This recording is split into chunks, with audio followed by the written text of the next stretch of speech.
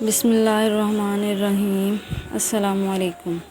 میں نے ابو ہریرہ رضی اللہ تعالیٰ عنہ سے سنا کہ رسول اللہ صلی اللہ علیہ وآلہ وسلم نے فرمایا، 3 طرح کے لوگ وہ ہوں گے جن کی طرف قیامت کے دن اللہ تعالیٰ نظر بھی نہیں اٹھائے گا اور نہ انہیں پاک کرے گا، بلکہ ان کے لیے دردناک عذاب ہوگا۔ ایک وہ شخص جس کے پاس راستے میں ضرورت سے زیادہ پانی ہو اور اس نے کسی مسافر کو اس کے استعمال سے روک دیا۔ دوسرا وہ شخص جو کسی حاکم سے بیعت صرف دنیا کے لیے کرے کہ اگر وہ حاکم اسے کچھ دے تو وہ راضی رہے ورنہ خفا ہو جائے۔